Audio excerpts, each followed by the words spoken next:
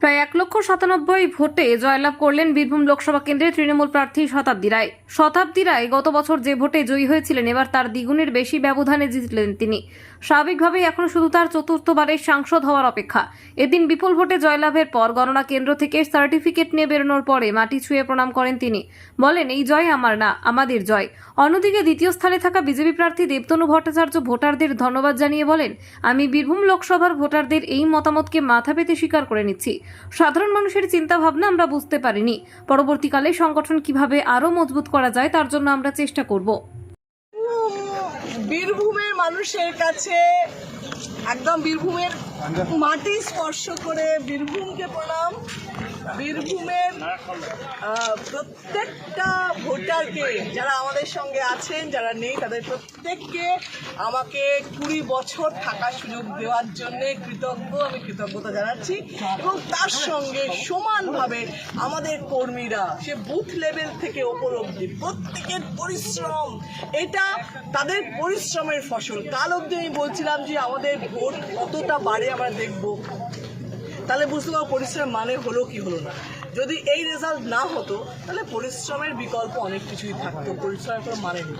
এই রেজাল্ট বলছে আমাদের প্রত্যেকটা কর্মীর ভালোবাসা, প্রত্যেকটা সমর্থকের ভালোবাসা, আবেগ যুক্ত হয়েছে বলে এই জয় আমাদের। এবং আমরা জয়ী হব জানতাম, আমরা জয়ী হয়েছি জানি, আমরা আগামী দিনও জয়ী হব।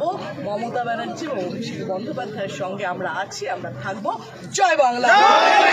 নির্বাচন থেকে দারুণভাবে দেখছি, নির্বাচন শান্তিপূর্ণ, আমাদের সার্টিফিকেট নেওয়া অবধি শান্তিপূর্ণ, এবং মানুষ ভালোবাসার সঙ্গে ভোট দিয়েছে। মমতা ব্যানার্জি অভিষেক বন্দ্যোপাধ্যায়ের উপরে আস্থা রেখেছে এবং বীরভূমে আবার আমাকে সুযোগ দিয়েছে, আমাদেরকে সুযোগ দিয়েছে। এর থেকে ভালো দিন, এর থেকে ভালো খবর, এর থেকে আনন্দের আর কিছু হতে পারে না। ব্যবধানটা অনেকটা বেড়েছে, অনেক বেড়েছে। মানে প্রচারে গিয়ে বহুবার মানুষের প্রশ্নের মুখে পড়েছেন, একটা কোথাও যেন নিরাশা হয়তো কাজ করছিল, সেই কাজ করেনি। ব্যবধানটা কেন কাজ করেনি? প্রথমত যে মানুষগুলো বলেছিল আমাকে বলেছে যে এইটা চাই মানে নিরাশা না, সেটাকে তোমাদের মিডিয়া যেভাবে ইন্টারপ্রেট করেছে এটা ভুল। তোমাদের মিডিয়া আমাকে নিরাশা করেছে, মিডিয়া আমাকে ইরিটেট করেছে, মানুষ বীরভূমে কোনোদিন করেনি। এবং বারবার আমি বলে যাই কিন্তু তোমাদেরকে যে তোমাদের দেখাও সেটা মিথ্যে দেখাও, ভুল দেখাও, ইরিটেট দেখাও, ওটা নয়। বীরভূমের মানুষ আজ পর্যন্ত আমার সঙ্গে জোরে কথা বলেনি, এটা আমি বারবার বলি। যেটা তোমরা তোমাদের চ্যানেল চালানোর জন্য, টিআরপি বাড়ানোর জন্য করো, এটা কিন্তু আমার তখনও আপত্তি, এখনও আপত্তি, এবং তার প্রমাণ হচ্ছে এই ভোট। ওই এলাকাগুলোতে যাবেন? হ্যাঁ, আমি সব এলাকায় যাব, কিছু কিছু জায়গাতে আছে যেখানে যাওয়ার।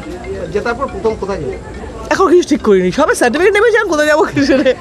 মানুষ গণতান্ত্রিক অধিকার তাদের প্রয়োগ করেছে, সাধারণ মানুষ যাদেরকে চয়েস করেছে তারা ভোট পেয়েছে। সাধারণ মানুষ তৃণমূলকেই ভেবে নিয়েছে, তাদেরকে ভোট দিয়েছে, রেলে ভোট দিয়েছে, তো তৃণমূল সেজন্যই বিজয়ী হয়েছে। আমাদের বিজেপির যে ভোট ছিল, সেই বিজেপির ভোট মোটামুটি আমরা গোটা রাজ্যে আমরা রিটেন করেছি। আমাদের ভোটের পার্সেন্টেজ খুব একটা রাজ্যে কমেনি, প্লাস সারা ভারতবর্ষব্যাপী ক্লিয়ার ম্যান্ডেট, মোদিজি তৃতীয়বারের জন্য প্রধানমন্ত্রী হচ্ছেন, এটা আমাদের কাছে অত্যন্ত আনন্দের বিষয়। সাধারণ মানুষের সিদ্ধান্তকে স্বাগত জানাচ্ছি, অভিনন্দন জানাচ্ছি, এবং বীরভূম লোকসভার যে সাধারণ ভোটারদের যে মতামত, সেটাকে মাথা পেতে স্বীকার করে নিচ্ছি। এটা কি অনভিপ্রেত ফলগুলো? অবশ্যই অনভিপ্রেত। আমরা অ্যাসেসমেন্ট করতে পারিনি, সাধারণ মানুষের চিন্তাভাবনা আমরা অ্যাসেসমেন্ট করতে পারিনি।